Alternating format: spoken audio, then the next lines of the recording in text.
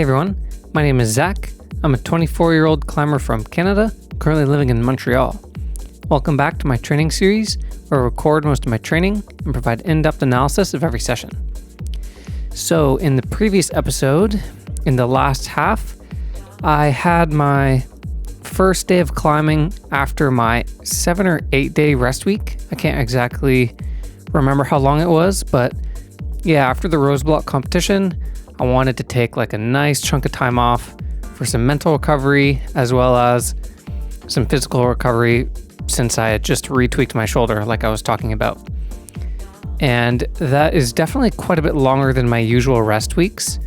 For those who don't know, I always try to take a rest week once a month, and that rest week will be about 4 or 5 days. And this is something that I really recommend most people do. It has just such awesome physical and mental benefits. It's actually really cool just to take a month off every week from climbing. And what happens is you just get really psyched to get back to the gym. I find like I'll often just go through like little ruts of motivation and even get like mini burnout from time to time. Like even like once a month, I'll go through maybe a few days or a week where I'm like, man, I just don't want to go train. I'm kind of sick of climbing right now. And that sort of regularly scheduled checkup, as in a rest week, is just a perfect way to always eliminate the feeling of unmotivation, I guess you could say, and just restore some of that motivation to go climb and train. I feel like no matter how psyched you are about climbing, you can always find yourself having times where you don't want to do it. I find maybe sometimes the more psyched a person is to climb a lot and train really hard and get really good, maybe that also comes with ambition to achieve certain goals, and then maybe you're not achieving those goals fast enough, and that can lead to burnout. So I guess this is all to say that everybody can benefit from some time off mentally on a regular basis. And 4 or 5 days, it's not a lot. It's not enough to like mess you up physically and lose out on gains. If anything, that's how you actually make the gains, by taking some rest and allow your body and your muscles time to recover from the training you've been doing. So yeah, anyway, I take a rest week every month from 4 to 5 days. I recommend most people do this. And yeah, like I was saying, this rest that I took was almost double like a normal rest week. And that was just because I like really wanted just a break, especially after a high stress competition. It's just good to do that.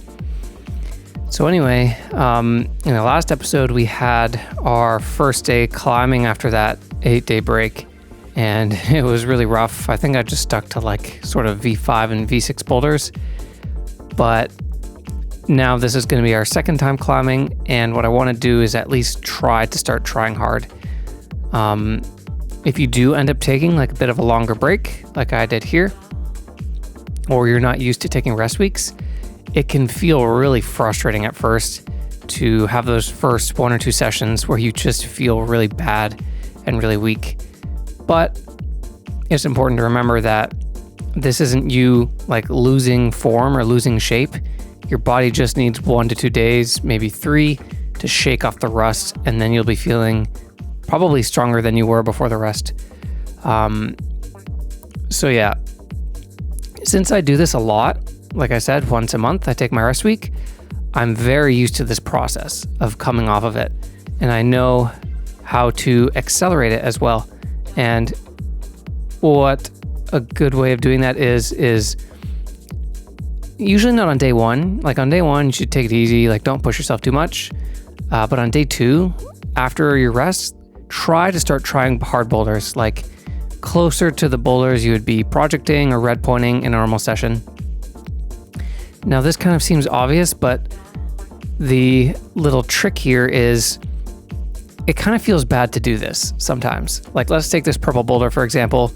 I'm trying this boulder that, is hard, but I can tell that am feeling really weak in this session. My hands are like opening up on this cramps. My shoulders feel like they can't engage on that sort of double Gaston move, and I just don't have it. And it's really frustrating and annoying to like try this boulder you know that you can't really do, and your hands are just opening up. But it's important to just force it a little bit and try the boulder for 10 minutes more than you usually would, even if you know progress is not going to be made. And just getting your body to try hard a bunch of times and putting a bunch of try hard attempts on, even though you know it's not going to happen, this is just how you're going to get your body physically feeling good for like the next session. For example, I'm going to climb the day after this, and I expect to be feeling like even just quite a bit better because I was really trying to activate those muscles and get them to try hard, even though it was kind of like for nothing in the session, right? And let's take a look at this boulder. So for those who didn't watch the live stream of the North American Cup here at Bloc, this was the finals boulder's M4. And during the round, well, I guess I should also mention the first move is like slightly different, but the ending is the same of that boulder. And I fell in the last move of the boulder in the round. And of course I want to hop back on it, but oh boy, when I just tried that upper sequence, immediately I could tell that I had like, I don't know, 25% of the power that I did in the finals round. And it was kind of like there's a point where a boulder is just too hard to try in one of these earlier sessions, and that finals boulder was definitely one of them. But this 12 is kind of like the perfect boulder where maybe I could make some progress on it, but probably not. But at least I feel like I'm trying hard. And there's like, room to actually climb on the boulder. Unlike the finals M4, right? So like, I mean, look at this. This left hand hold I'm holding onto is like quite good, and I just can't hold it and like do this move up to the crimp. Yeah, so you can see like I put a bunch of kind of pathetic attempts on this boulder, but the point is that I put a bunch of attempts on, and eventually I said, okay, let's move on and like try some other stuff. But I'm definitely happy that I put like a good 10 tries on that boulder. And yeah, whereas in like the earlier, or like when I was first getting used to coming off of these rest weeks, I often would like try a boulder that I think that I should be able to send, and then if I fall 1 or 2 times on it, maybe a bit of ego kicks in, and I'm like, oh, I don't want to, fall on this boulder that I know I should be sending, and I just feel bad coming off a rest week, so I don't want to show like a bad kind of performance on this boulder, and save my ego a bit and say, okay, I'll just try that on a day where I'm feeling good. Whereas now I've learned it's actually just better to kind of cut to the chase, start trying the hard boulder, fall on it a bunch of times. Who cares if you could send it on a good day or not? And this just helps get you back to feeling really strong really fast. And so yeah, that's kind of like my recommendation is don't let that little bit of pride, don't let your fear of kind of hurting your pride stop you from just trying to try hard coming off of these rests. And while I definitely want to try some hard boulders in this session, it's also good to just get some volume in and do some moderates as well, just to expose your body to more movements and awaken more of those muscles that have been kind of dormant and sleeping over the rest. And yeah, the rest week that I took in particular, like the 8 days off, was very restful. Like I did not do much physical activity at all. I kind of just sat at home, went to the gym a few times with Maddie to kind of coach her and whatnot. But yeah, I like really did nothing. So I felt like I'm feeling extra stiff coming off of it. And then another good thing another helpful thing for this kind of session is to try a lot of boulders that you haven't tried before. Because it can be definitely disheartening to like just feel negative progress on boulders that you've made progress on previously. But if you kind of go into a boulder with a blank slate and you've never tried it before, you don't necessarily know that you're feeling like super off on it, if that makes sense, because you don't know what it feels like to feel strong on the boulder yet. So that's also a good tactic you can use in these kind of sessions. But yeah, hopefully this is kind of the last like really garbage feeling session I have, and then maybe we can start putting in some Better sessions in the following days. I mean, the session that's coming next in the video, I haven't gone and done yet, so I don't know if it's going to be strong feeling or not. I think I'm just going to come back to Rose Block 2. I have a lot of boulders that I still want to try, and there's lots of hard boulders up. And there's also a new, really hard looking 14 up in the gym that I want to try. So we'll probably just be climbing here later on in the episode as well. And hopefully I can try some harder boulders. And then I started to get tired really fast. That's something that will happen to you as well coming off a rest week. So once I just feel my muscles properly giving out, that's when I switch gears and go relegate myself to some slab boulders. And this was also cool too because, like I mentioned in the last episode, and perhaps you've noticed if you haven't seen the last episode, I'm wearing some new shoes here. Long story short, like I kind of explained in the last episode, I'm going to start doing some shoe reviews again and try a lot of the newer Unparallel models. And these ones are the upfloats. And so this is day 2 of wearing them.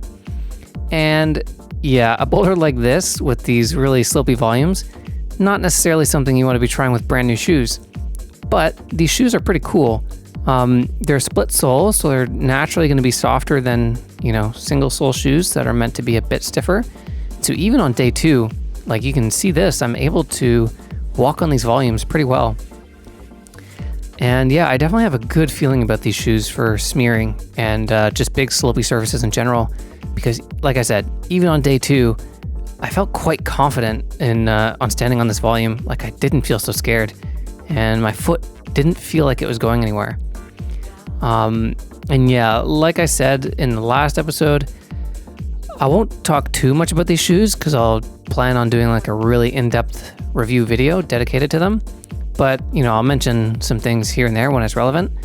Already, one of my first impressions with these upfloats is they fit the foot very similar to the Instinct VSRs that I used to wear, which is this really nice kind of hug the foot feeling, super tight. The Velcro strap really sucks the shoe to your foot. And in combination with the split sole, basically this combination makes it really good for a full foot position on those big kind of slopey volumes. And perhaps you noticed I was doing that. I can't do this full foot position in all kinds of shoes, like the TNs that I'm wearing normally now. I don't like doing the full foot position.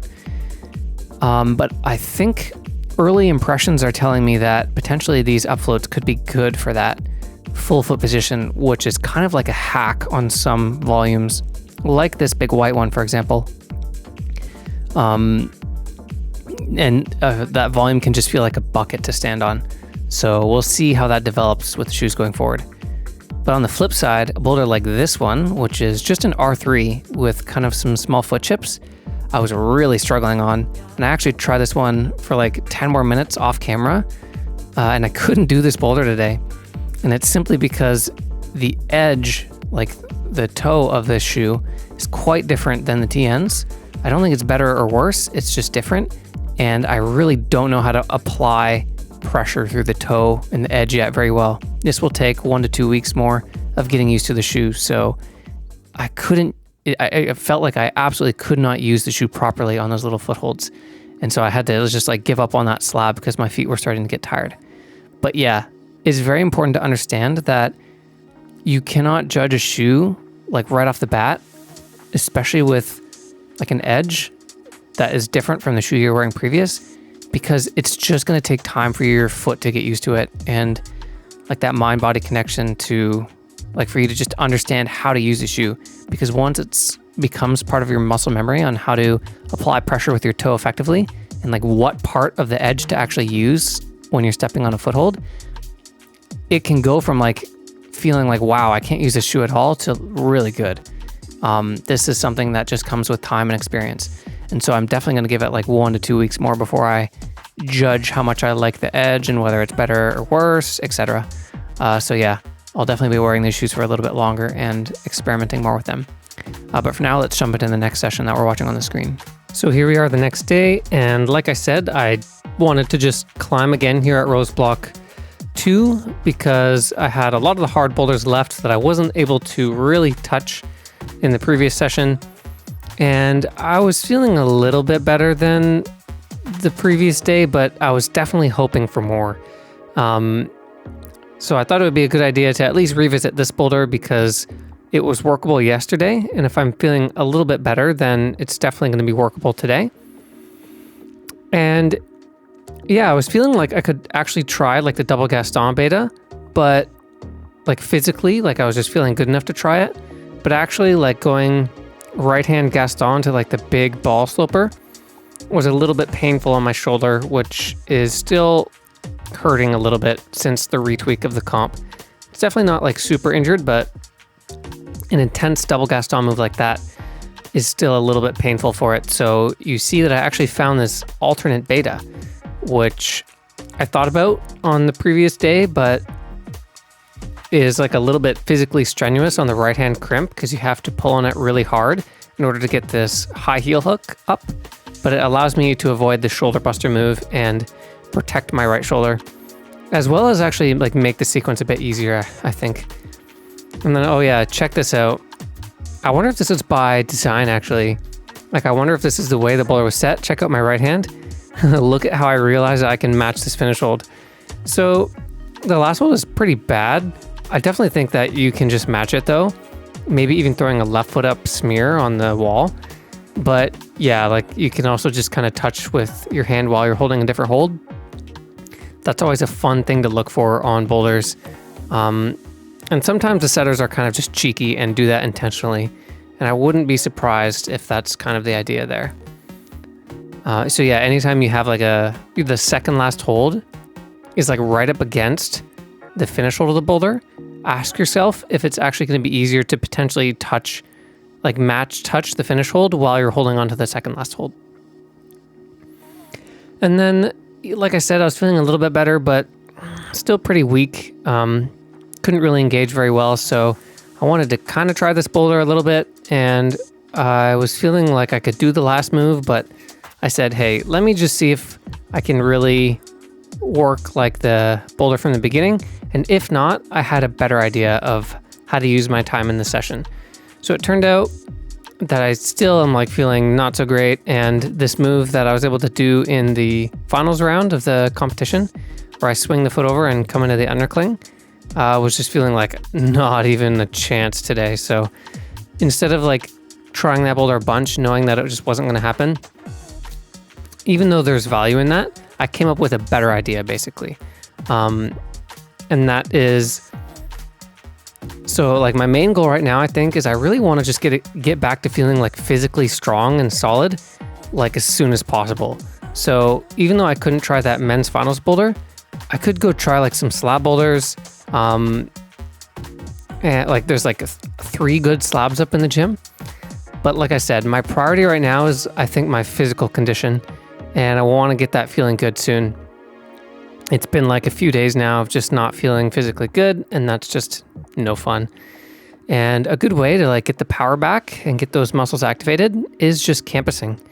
So what I decided to do was kind of not really have a campus session, but I went and I spent about like 15-20 minutes on the campus wall, and I just kind of like walked up to the wall, made up a quick, simple, like easy looking sequence in a few seconds, and then just put an attempt on it. Like I'm not even putting these boulders on stoked because I didn't really put much effort into making them. I kind of just walked up to the wall, made up a sequence really quick, and just kind of like played around on the campus wall. And I think this is going to help me feel hopefully some power coming back by the time I have my next session. And yeah, I think this campusing was actually like a really good idea because it made me notice just how weak my biceps are feeling too, which is interesting because that's probably one of my strengths as a climber. Just my pulling power, I typically don't even have to think about. You know, I'm usually, if I'm trying like a hard boulder, I'm focusing more on the grips or, you know, what to do with my lower body, etc. And I have like a strong enough foundation of pulling power that's kind of just automatic. Like I can dyno to a hold and hold at one arm, and my arm can be engaged and I don't really have to think about it, right? So anyway, taking a week off, like 8 days, will nullify that effect big time. and I just felt like I was really heavy and I had to pull really hard while I was doing like some pretty moderate campus moves, I think. Yeah, so that's probably telling me that it was a good idea to just mess around on the campus wall and get those biceps pulling hard again so that I can feel strong for the next session. And then also, I guess one last fun thing to point out is in between my campusing attempts here, I was looking at my phone, watching the World Cup scores and watching like Maddie's qualifying round happen live. And oh man, for anyone that was following the scores, that was really close. And Maddie got really lucky to actually stay in and make it to semifinals in that last position. And I guess also the day of this video coming out should be Sunday, which is like when the women's semifinals and finals are happening, I think. So if you didn't know that and you're still watching this video at this point, hearing me say that, you can go head over to the IFSC stream probably and watch Maddie in semifinals and who knows, potentially finals at the World Cup in Brazil. So yeah, go give that a check out and hope you enjoyed this video and thanks for watching. I'll see you in the next one.